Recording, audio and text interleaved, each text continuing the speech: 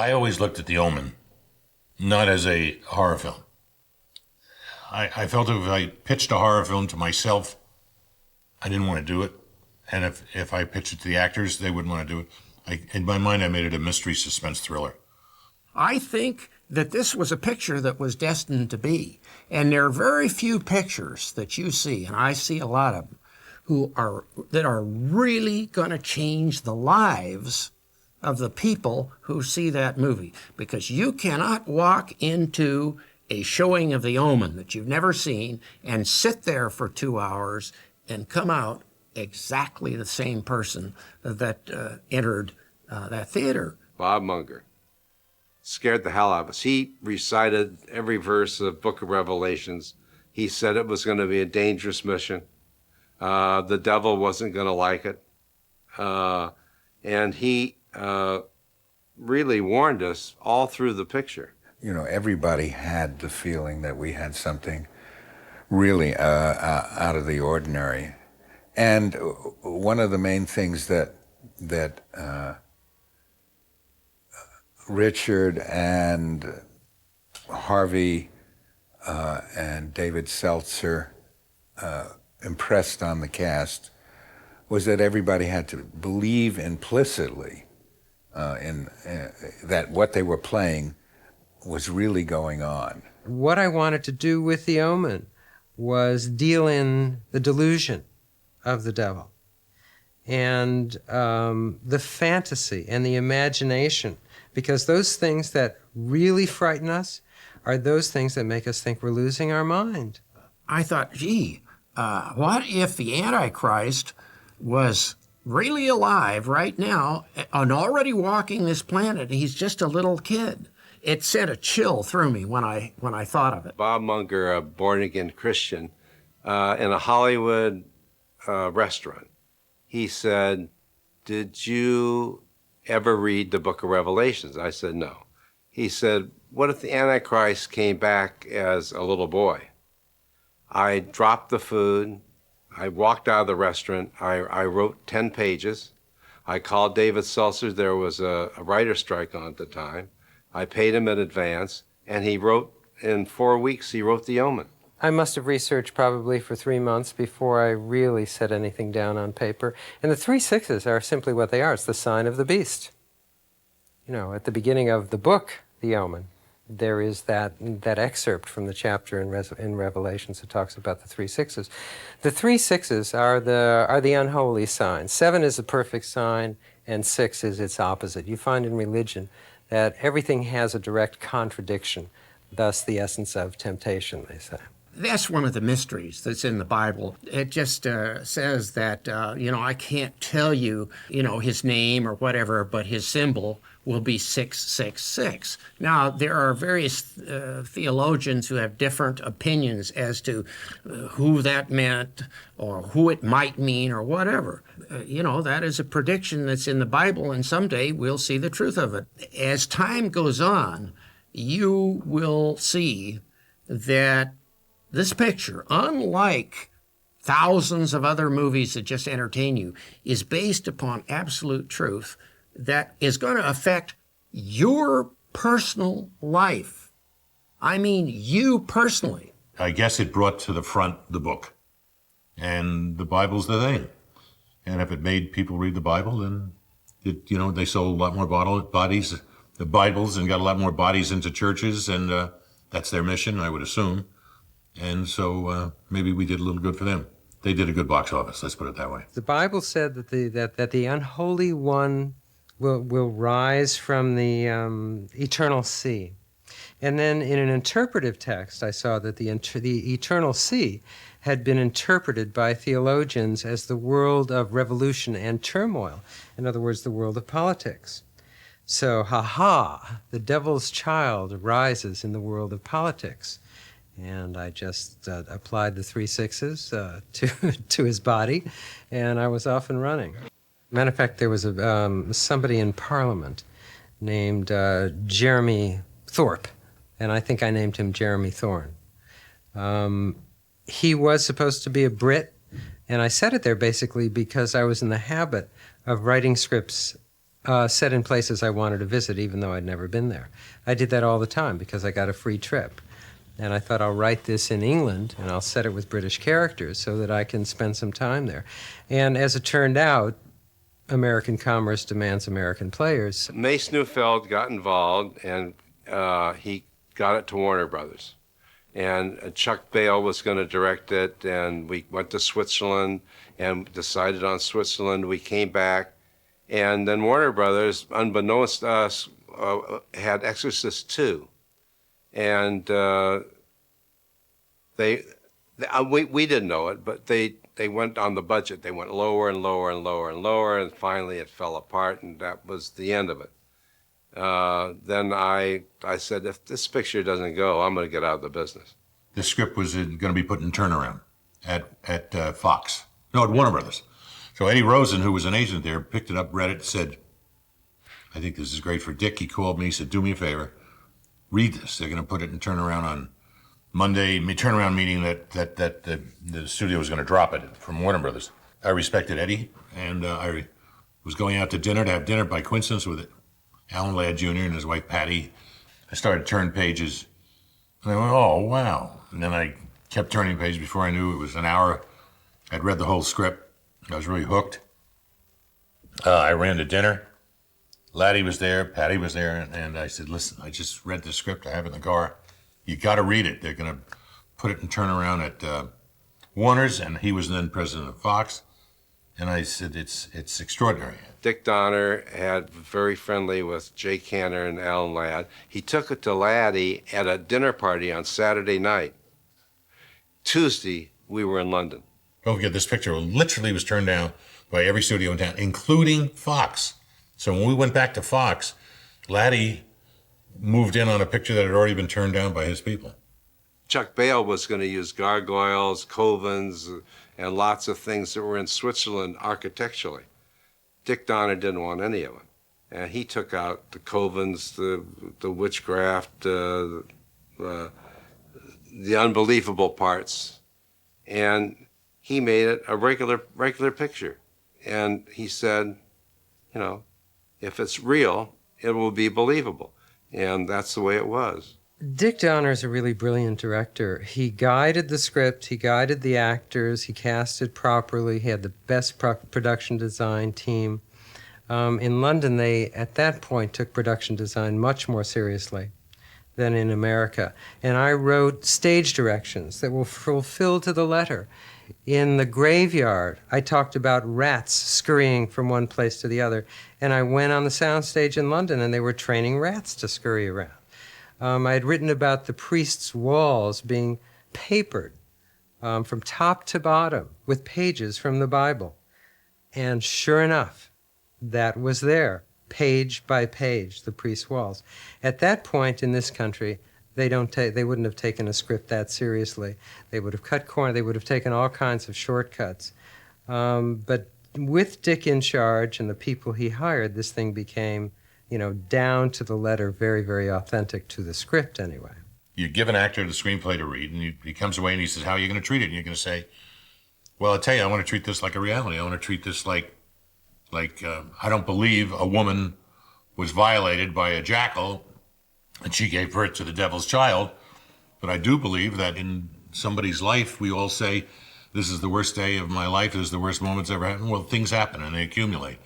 And they can accrue to such a level that I think you lose control of your own mind. And I think Lee Remick's character started to lose it very early. And it brought out insecurities in Peck's character. And when Gregory Peck said yes to this film, it validated the film. I mean, Gregory Peck in this kind of a film, man, I mean, this is extraordinary. It's unheard of. But he was looking for a film at the moment. Everything was opportune. He saw what we saw. Lee Remick came on board after Gregory Peck was committed. And she was living in England.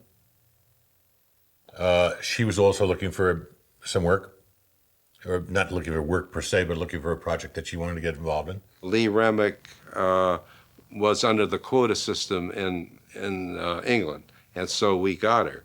And she was a magnificent lady, a tremendous actress, very professional, very warm-hearted, kind, and really a lovely woman. Harvey came in, little Harvey. He had blondish hair.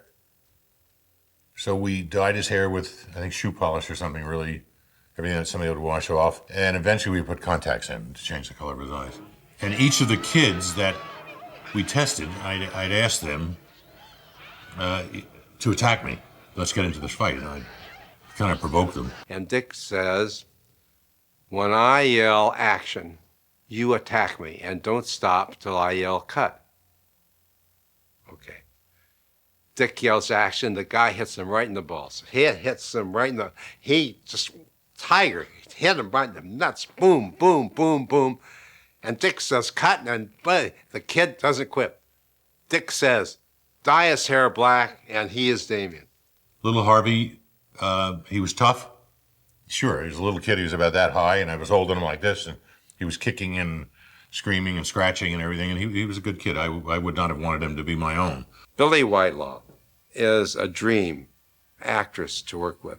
She was fantastic. She was really fantastic. She was utterly believable. She read the screenplay, and she came in and wanted to talk, and she had such a fix on it and such a handle that the minute you find somebody that can run with a character like that as strong as she did, there was just no two ways about it. Nobody came close. David Warner's name was submitted by an agent, and David Warner was one of my favorite actors from Morgan. I don't know if you ever saw Morgan, but if you didn't, you owe yourself a treat for one of the great English films made in the 60s. I mean, a classic.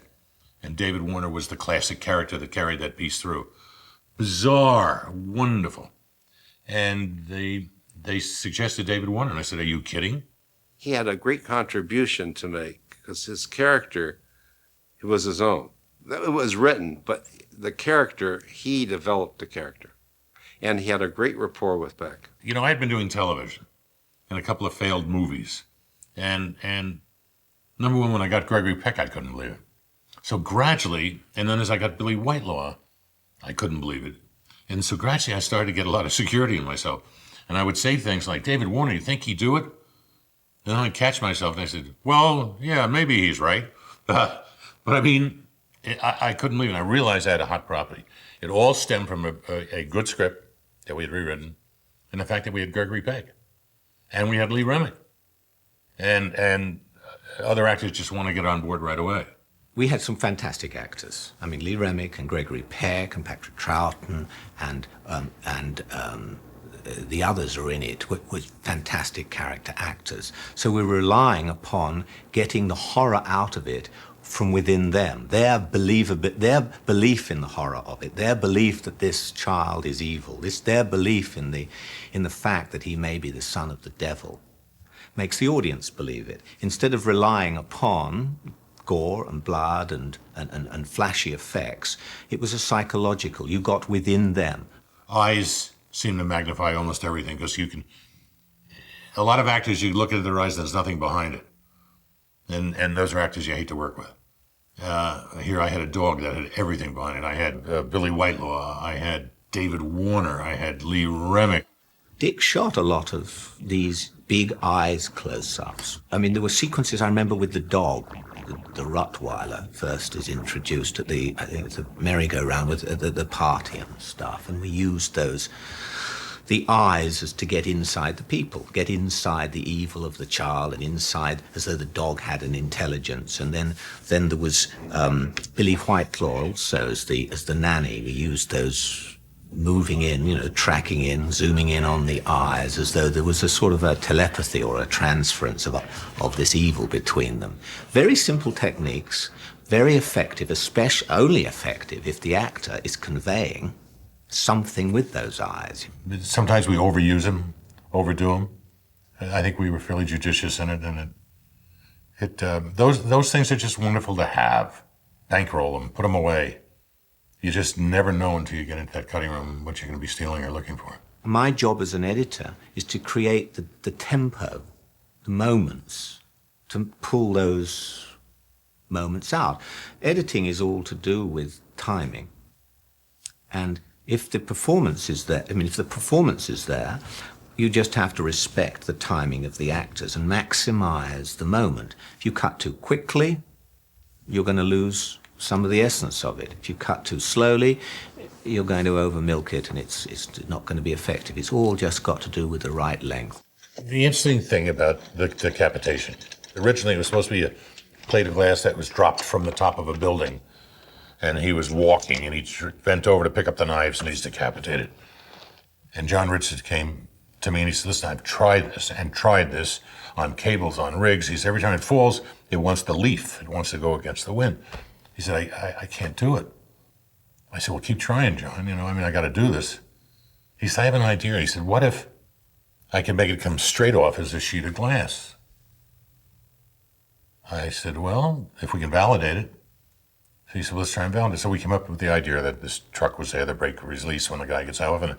It runs down, hits the bike, and the sheet of glass comes off and decapitates him. And it really seemed to make sense. And when we looked at this decapitation, it's like show the banana, slip on it. Audiences, it's and a 1 and a 2 and a 3. When you have this seems the audiences are conditioned, and especially if it's something that has this terrible fear, they look away, and they usually look away. And if you want to count for them, they're going to look up usually right after 3. So it's in a 1 and a 2 and a 3, and it's over. And that's how we had cut it. So we went back in and recut it. And we did in a 1 and a 2 and a 3 and a 4 and a 5. And the head was still going. So when they came up from the 3, having seen it come off and knew it was gone, they looked, and it was still there, it was this compounded scream that came out of nowhere, and then that landed, and the music was perfect. And it taught me a great deal about cutting. It was an interesting moment because it was done exactly the way it should be. But then we found a way of doing it even better. And we were forced into situations that were really extreme. And I look back on it, and there's a scene in that picture that to this day, if you're doing any kind of lecturing, somebody will say, how did you do that scene where Lee Remick falls from the balcony and hits the floor? And that's pretty an amazing scene if you really look at that carefully and look at the cut. She falls against the balustrade and knocks the fishbowl over. So you start on a fishbowl and let it go at 125 frames a second. You see it slow motion going all the way down, hitting the floor and splattering. That really tells you how dangerous it is. To tell you my way of life, though, with filmmaking, they had it with goldfish in it. And I said, no live goldfish, man. I'm not going to kill a goldfish for a movie. And so they sent him out to the caterer, who was still there, and we got sardines, dried them and painted them orange for the fall. But I don't believe any actor, person, or animal or thing should be hurt in the making of a movie. The Rottweilers, of course, were extraordinarily frightening in the first film, and accidentally so, because we were originally going to use German Shepherds, and they were trained German Shepherds here we were going to use, and then we found out we couldn't bring them into England. They have a 6-month quarantine on dogs, and the only dogs that were available in England were these Rottweilers, fortunately, who were very, very scary. The dogs went bananas. We were up in parallels, and they all started fornicating. Unbelievable, uncontrolled. Luckily, we were up there. It was mayhem. Yeah, well, that's all they were doing. They weren't angry. They were trying to hump each other. There's shots in there. If you really look closely, there's a couple of dogs up on top with glazed eyes, but we just put sounds in of dogs barking. In the dog attack, I did some very interesting things with the chorus, not singing, but making grunts and groans and making strange noises that are not necessarily musical, but I incorporated them as being musical. Jerry Goldsmith had a concert of all his music, his movie music. And Dick Donner and I and my wife and Rosemary Schwartz went to see him. And Dick and I looked at each other, and he said, that's the guy for the score. The score of The Omen is one of its great strengths. Jerry Goldsmith used that religious chant, almost Gregorian chant, so effectively for the horror aspects, with a beautiful love theme between the husband and wife, Gregory Peck and Lee Remick. But it was really the use of the Gregorian chant, which was really very effective and innovative. And I just felt that there was definitely a very strong love story with Gregory Peck and Lee Remick, and also the love of the child. I mean, this side of thing, this intense relationship, this love, makes the horror even more terrifying when you think that when he loses his wife, who he loves so much, and his kid that he loves so much, and all of a sudden he realizes finally that the moment where the kid is the devil, I mean, it's made more powerful by the fact that they've established this relationship. That's really good filmmaking, it's good storytelling, it's good construction. Jerry Goldsmith's score, I think, probably kicked the movie over the top. It was liturgical and really more deeply troubling than even the darkest liturgical music can be. And he would establish themes which, even in scenes that didn't convey on the surface any threat, he would reiterate a theme from an earlier scene that did contain a threat, and you would begin to feel, it did exactly what music should do. I mean, in the greatest tradition of Hollywood music, it amplified the psychological underpinnings. Jerry Goldsmith's score had as much to do with the success of the film as the visuals did. And when he said to me, I would like to do something like Gregorian chants, I hear a choral group. I figured, okay, I got to hear this. And then I started thinking about it, the demonic nature of the film, and then I talked to the choir master I was going to use in London, and he was quite a linguist when it comes to Latin. I mean, he knew the language. He spoke Latin fluently. If one speaks Latin fluently, I don't know if he speaks fluently, but anyway, he did speak Latin very well, and we started talking, and I got this idea, wait a minute, why don't I make this sort of like a black mass? So I take the mass, and I said, give me some lines out of the mass, and he started giving me some words, and I said, what if we just twist them around, and we're going to, instead of hailing Mary or whatever, let's hail Satan. He said, well, that's Ave Satani. I said, great title, The day we were recording, he brought in this choral group. And we put up the film to the particular scene, and Jerry got up there, and all of a sudden this group and this guttural deep breathing started to do Antichristo, Antichristo, Antichristo. And I got the shivers. I mean, the hair came up on the back of my neck. And I got to the point in the film, quite honestly, where I would say to Jerry, get rid of the music. Can't we use more of that? I must say that we were all stunned when we were in England. The big orchestras there. Lionel Newman was conducting for Jerry. We were in the control room, and they started playing the theme with this big English choir and big orchestra based on Gregorian chants, and everybody's mouths dropped open because that's one of the most exciting and scariest moments. You don't really hear your music until it's played. And Jerry had been nominated, I think, 11 or 12 times and never won. Actually didn't want to go to the Academy Awards. He said he couldn't take that rejection again. But we were pretty sure he was going to win, and he did. And I remember when I'd started working on the picture a month later, and Harvey kept saying, you're going to win an Academy Award for this. This is going to be an Academy Award. I said, come on, Harv. I mean, this is a horror picture. Nobody goes to this. And I guess I was wrong. He was smoking 3 cigarettes at a time during the academy. He was so nervous. But he won, and he deserved to win. I mean, since I've lost 17 times and won once, I mean, I'm an expert at losing, a novice at winning. I think that Omen at that time was like 10th or 11th nomination. And I was just getting used to not winning, so I was really surprised when I won. And I especially Bernhard Herrmann had been nominated for 2. He had just passed away, and the sentiment was felt as soon as they announced him, you could hear the applause in the audience. I said, "Oh, there it goes."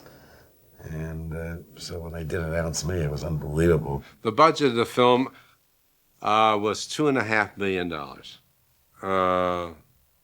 And we brought it in for $2.5 million. Including Gregory Peck's salary, including the fact that we shot at England, Italy, and Jerusalem, all cast in above and below. And we got an extra $25,000 from Laddie when I said I'd love Jerry Goldsmith to do this. Actually, Harvey had a relation with Goldsmith. I loved his music, but he was way above our budget. In those days, it was like $25,000, and Laddie okayed it. So we delivered that picture for the ridiculous sum of $2,225,000, which is, expense money today for your leading star.